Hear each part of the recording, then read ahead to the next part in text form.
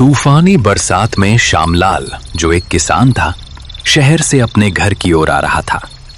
आते आते उसे रात हो गई। तूफान और बारिश दोनों ही उसे आगे जाने से रोक रहे थे। हे राम, आज तो हड्डियां तक कांप गई। ये तूफानी बरसात और ठंडी हवा, लगता है ठंड का मौसम जल्दी ही शुरू हो जाएगा। अभी तक घर भी नहीं पहुंचा। अगर देर हो गई तो घर वाले भी परेशान हो जाएंगे। काश थोड़ा और उजाला होता तो रास्ता साफ दिखता।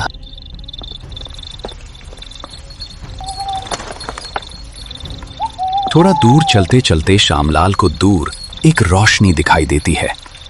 उस रोशनी को देखकर श्यामलाल चौंक जाता है। अरे, ये तो मुझे किसी का घर लग रहा है, पर इस जंगल में ये अकेला घर कुछ अजीब लग रहा है। पर मुझे क्या, इस तूफानी बरसात में मुझे लगता है यहाँ रुकना सही होगा। सुबह होते ही यहाँ से चला जाऊंगा।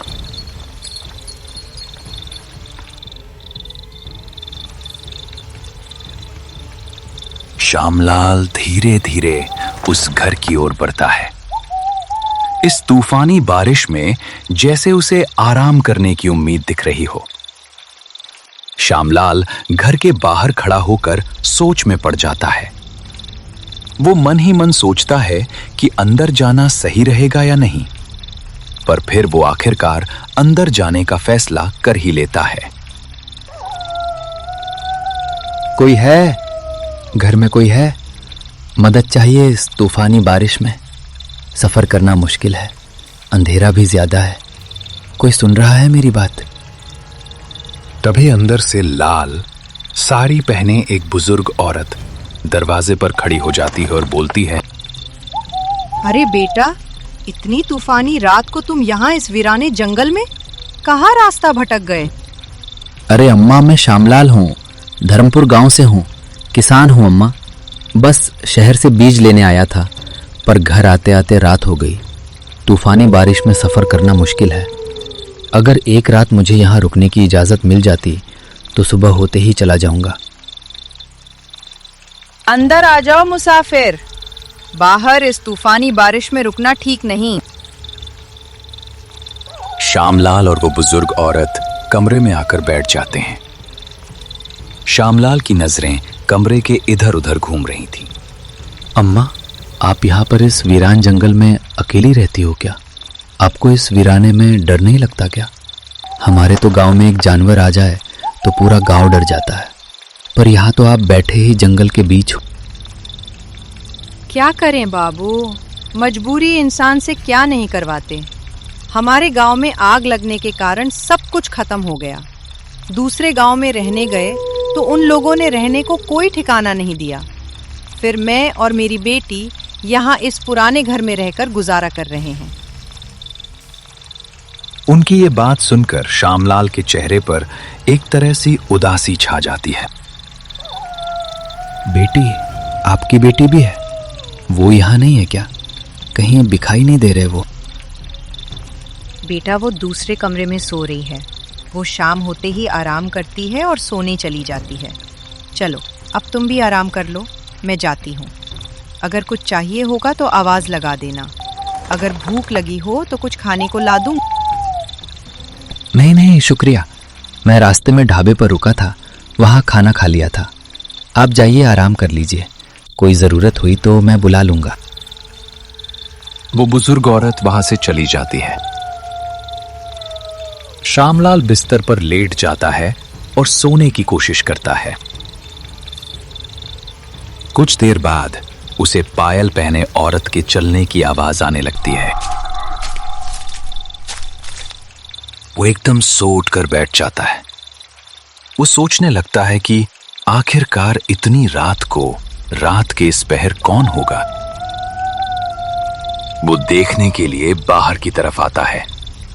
बाहर बारिश रुक गई थी। जैसे ही वो बाहर आता है, एक लड़की उसे बैठी हुई दिखाई देती है। आप यहाँ इस रात? अम्मा कह रहे थे कि आप सो गए हैं। क्या हुआ इतनी रात को? आप बाहर क्यों बैठे हो अंधेरे में अकेले? सब ठीक है ना? जी हाँ, मुझे नींद नहीं आ रही थी तो सोचा बाहर घूम लूं। आप कौन और यहाँ क्या कर रहे हैं? जी मैं किसान हूँ, शहर से बीज ले आया था। वापस आते वक्त तूफानी बारिश के कारण मदद लेने आया था, तो अम्मा ने यहाँ रुकने को कह दिया। मैंने भी सोचा तूफानी बारिश में आगे कहाँ जाऊँगा, तो रुक गया। तब आप शायद सो रही थी। हाँ जी, बिल्कुल सही किया आपने। इस तूफानी बारिश ने बहुत लोगों से बहुत कुछ छीना है। वैसे भी इस अंधेरी रात में आपका जाना मुश्किल ही था। कम से कम यहाँ रात आराम से रुक के सुबह तसल्ली से जा पाएंगे। थोड़ी देर बारिश रुकी थी तो बाहर आ गई, पर बादल देख के लगता है बरसात फिर से शुरू होने वाली है। अब तो मुझे भी लग रहा है कि मैंने सही ही किया यहाँ रुकने का सोचकर। अगर यहाँ नहीं रुकता तो आपसे मुलाकात कैसे होती? आप भी कैसी बात कर रहे हैं? भला मुझसे मिलकर क्या ही होगा। पर हाँ, जब जहाँ किसी को मिलना होता है वो वहाँ मिल ही जाता है। पर इन काली तूफानी रातों में हर कोई मिलने वाला सही हो ये जरूरी नहीं है बाबू। आपकी बातें सुनकर मैं डरूं या हंस दूं? आप तो ऐसे बोल रही हो जैसे बारिश में इंसान में ही भूत घूमते हो। इतना नहीं सोचा करते। आप अपना बताइए, इस जंगल में रहकर बोर तो नहीं हो गए? वो बातें कर रहे होते हैं, पर इतने में फिर से बारिश शुरू हो जाती है। वो दोनों अंदर आते हैं। अंदर आते ही श्यामलाल सोने के लिए कमरे में आ जाता है और बैठकर रिया के बारे में सोचने लगता है। श्यामलाल इतनी गहरी नींद में सोया था कि दिन कब हो गया पता ही नहीं चला। एकदम से श्यामलाल की आंख खुलती है। अरे ये क्या, दिन भी हो गया और मैं ये सोया हुआ हूँ। देर हो जाएगी गांव जाने में। जल्दी उठ के रिया जी से मिलकर चलता हूँ। श्यामलाल बिस्तर से उठकर बाहर की ओर आता है।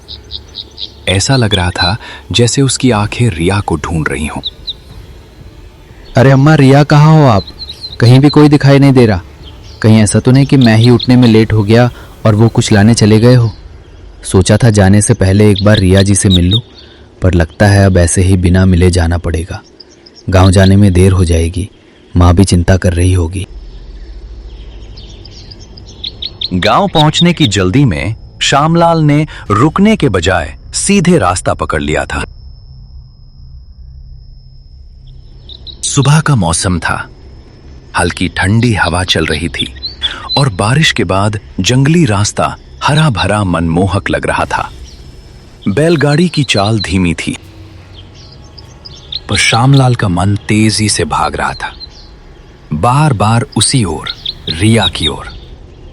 वो सोच रहा था शायद उसे बिना मिले चले आना ठीक नहीं हुआ, शायद वो कुछ कहना चाहती थी। इन्हीं ख्यालों में खोया वो आगे बढ़ रहा था कि अचानक उसकी नजर सामने पड़ी। रास्ते के किनारे वही खड़ी थी। रिया उसकी आंखों से आंसू बह रहे थे, जैसे हर बूंद किसी अधूरी कहानी की गवाही दे रही हो। अरे रिया जी, आप यहाँ? क्या हुआ आपको? रो क्यों रही हैं आप? किसी ने कुछ कहा क्या? सुबह सुबह आप कहाँ चली गई थी? सब ठीक तो है ना रिया जी? बताइए कुछ। नहीं, कुछ भी ठीक नहीं है। सुबह मैं और अम्मा जंगल में लकड़ी लेने गए थे। अम्मा थोड़ी दूर गई थी कुछ खाने को चुनने, फिर वहाँ कुछ भयानक हुआ। मैं किसी तरह जान बचाकर भागी हूँ। क्या हुआ रिया जी? ये हाल कैसे हो गया आपका? आपको तो कुछ नहीं हुआ ना? डरिए मत, मैं यहीं हूँ। बताइए खुलकर, क्या देखा आपने? इतनी सहमी हुई क्यों हैं आप? कुछ तो कहिए। वो शेर अम्मा को अपने साथ ले गया।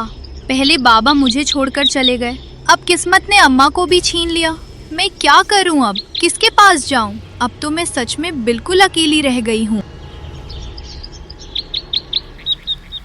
नहीं रिया जी, खुद को अकेला मत समझिए। शायद मैं आपकी अम्मा को तो नहीं बचा पाया, पर अब आपको अकेला नहीं छोड़ूंगा। आइए मेरी बैलगाड़ी में बैठिए। आज से आप मेरी जिम्मेदारी हैं। अगर आपको मंजूर हो तो मेरे साथ चलिए। क्या सच में आप मुझे अपने साथ ले जाएंगे? मैंने तो सोचा था भगवान ने सब छीन लिया, पर शायद एक सहारा भेज दिया। मैं चलूंगी आपके साथ, मगर सोच लीजिए, एक बार चली गई तो फिर कभी लौट कर नहीं जाऊंगी।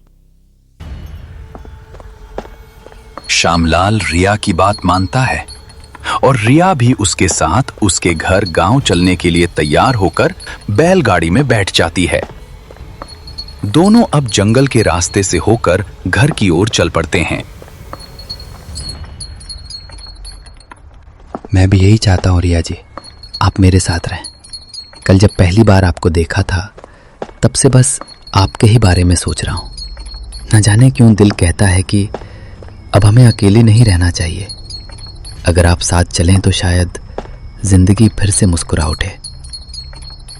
मैं भी आपके साथ जाने के लिए ही आई हूँ। अब डर नहीं लगता जब कोई अपना साथ हो। मैं भी यही चाहती हूँ कि फिर से अकेली ना पड़ जाऊँ। शायद अब जिंदगी थोड़ी आसान लगने लगी है।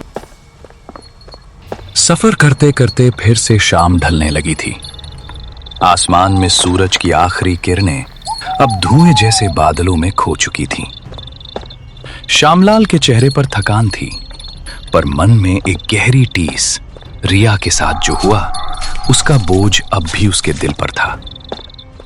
बारिश के बाद की मिट्टी की खुशबू के बीच वो अपनी बैलगाड़ी लेकर गांव की चौपाल की ओर बढ़ा। वहां कुछ लोग बैठे थे जो अपनी ही बातों में खोए हुए थे। चौपाल के आगे सरपंच जी खड़े थे। अरे श्यामलाल, तू 2 दिन कहाँ लगा कर आया रे? हमको तो लगा था तू शहर में ही रुक गया होगा। और यह लड़की कौन है तेरे साथ? पहले तो इस गांव में कभी नहीं देखी इसे। अरे सरपंच जी, कल तूफानी बारिश के कारण गांव नहीं पहुंच पाया। ये रिया जी है मेरी दोस्त। वो अब इस गांव में रहने आई हैं। कृपया उन्हें स्वागत दीजिए और मदद करें। अच्छा रिया जी, हमारे गांव में आपका स्वागत है। शामू, अब घर चला जा, बारिश होने वाली है। इन तूफानी बरसातों में बाहर मत निकलना। सुरक्षित रहना ही सबसे जरूरी है। जी सरपंच जी, आपका बहुत धन्यवाद। मुझे भी आपका गांव बहुत अच्छा लगा। मेरा भी यहाँ से जाने का मन नहीं करेगा। पर ये तूफानी बारिश का क्या किस्सा है? ऐसी बारिश में सच में क्या होता है? रिया, तुम्हें नहीं पता यहाँ तूफानी बारिश में कितना कहर आता है। बुरी शक्तियाँ इस समय बहुत सक्रिय हो जाती हैं। इन तूफानी बरसातों में हमेशा घर के अंदर रहना चाहिए। सावधान रहो, कहीं कोई खतरा न पहुंच जाए। तभी एकदम से बारिश फिर से शुरू हो जाती है। बारिश शुरू होते ही सभी अपने अपने घरों की तरफ चलते हैं। चौपाल से निकलकर श्यामलाल अपने घर की तरफ बढ़ा। कुछ ही देर में वो अपने दरवाजे तक पहुंचा और अंदर चला गया। बिटवा, तू तो कल आने वाला था, आया क्यों नहीं? पता है ना मुझे कितनी चिंता होती है तेरी। और ये लड़की कौन है तेरे साथ? कल तू कहाँ था? सब ठीक तो है ना? माँ, ये मेरी दोस्त रिया है। इसके घर में कोई नहीं बचा। ये अकेली पड़ गई थी, इसलिए मैं इसे अपने साथ ले आया। क्या ये हमारे साथ रह सकती है? अच्छा बिटवा, ये तो बहुत बुरा हुआ इस लड़की के साथ। सही किया तूने कि इस तूफानी बारिश में इसे अकेला नहीं छोड़ा। पर मुझे बहुत अजीब लग रहा है।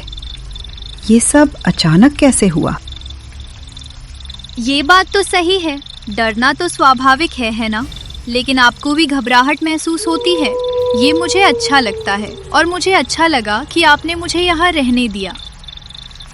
चलो बेटा, सफ़र करके तुम लोग थक गए होंगे। शामू रिया के लिए अपने कमरे के साथ वाला कमरा खोल दे। ये भी ज़रा आराम कर लेगी। बाकी बातें कल सुबह देख लेंगे। रिया, उम्मीद करता हूँ तुम्हें ये घर और कमरा पसंद आएंगे। अब आराम कर लो, तुम बहुत थकी हुई लगती हो। अगर किसी भी चीज़ की ज़रूरत पड़े तो आवाज़ दे देना। मैं पास वाले कमरे में ही हूँ। ये बोलकर श्यामलाल वहां से चला जाता है और रिया वहां शांत खड़ी रहती है। जब रात ज्यादा गहरा जाती है तो श्यामलाल गहरी नींद में सोया हुआ था। एकदम से उसको फिर से पायल की आवाज आने लगती है। श्यामलाल एकदम से उठकर बैठ जाता है। उसे ये अजीब लग रहा था, पहले कभी ऐसा नहीं हुआ। अरे, ये पायल की आवाज फिर से। इस बारिश में बाहर कौन घूम रहा है? कहीं रिया जी तो नहीं उठ गई? उनको किसी चीज की जरूरत होगी, मुझे जाकर देखना होगा। वो उठता है और बाहर जाकर देखने लगता है।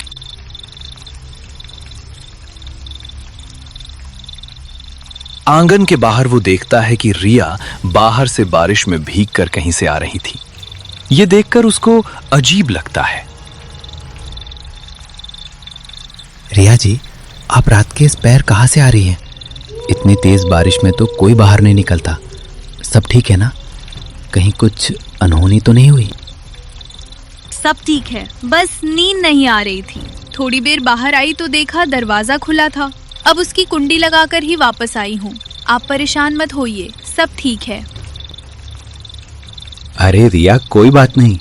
हमारे गांव में चोरी डकैती जैसी चीजें नहीं होती। तुम फिक्र मत करो, यहाँ सब सुरक्षित है।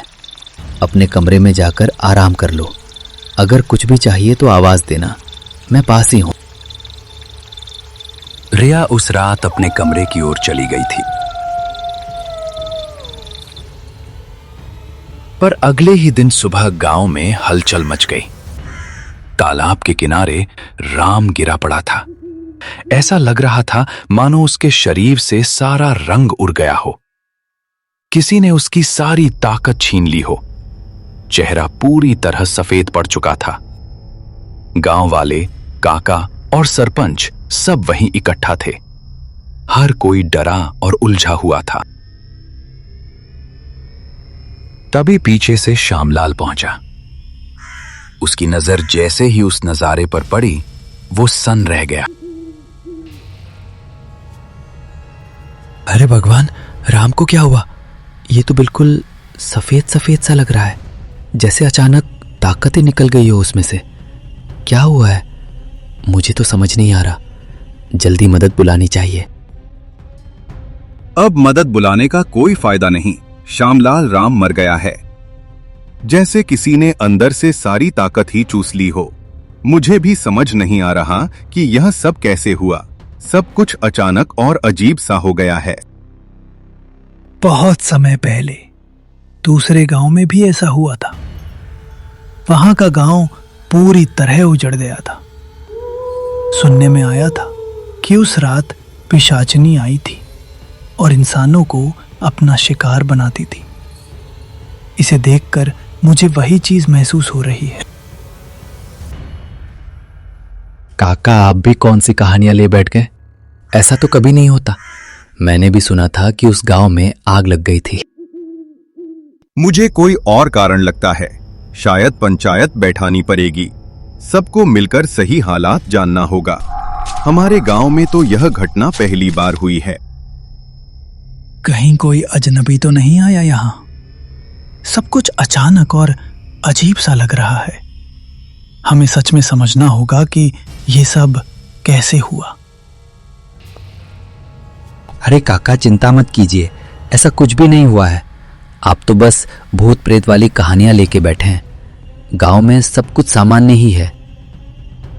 शामू, तुम बुरा मत मानना, पर कल तुम ही तो अपनी नई दोस्त को लेकर आए थे। जरा ये तो बताओ, वो आई कहां से हैं? वो असल में है कौन? सरपंच जी, मैं समझ सकता हूं आपकी चिंता, पर रिया कोई बुरी नहीं है। वो तो बहुत मासूम लड़की है। मुझे वो उस रात मिली थी जब तूफानी बारिश हो रही थी। उसका परिवार अब नहीं रहा। आप लोग अंधविश्वास में मत पड़िए। वो बस सहारे की तलाश में है। श्यामू बेटा, तू शायद नहीं जानता, तूफानी बारिश में जो साथ मिलता है वो हर बार भला नहीं होता। ऐसे वक्त में अजीब चीजें गांव के आसपास भटकती हैं। सावधान रहना बेटा, जरूरत से ज्यादा भरोसा मत करना। काका, मुझे ऐसा ही लगता कि रिया वैसी है जैसी आप सोच रहे हैं। फिर भी अगर आपको शक है तो मैं आज उससे बात कर लूंगा। शाम होते ही घर जाकर सब ठीक से पूछ लूंगा। आप चिंता मत कीजिए, सब साफ हो जाएगा। श्यामलाल वहां से उठकर घर की ओर चल पड़ा।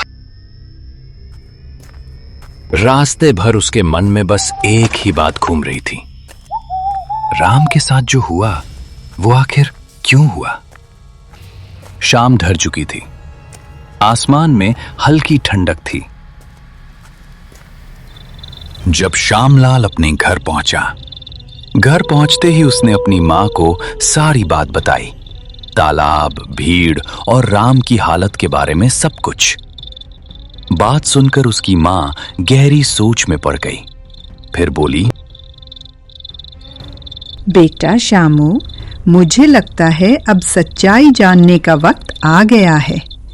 आज रात तू रिया का पीछा करना, देखना वो कहाँ जाती है और क्या करती है। उस रात श्यामलाल को नींद नहीं आ रही थी।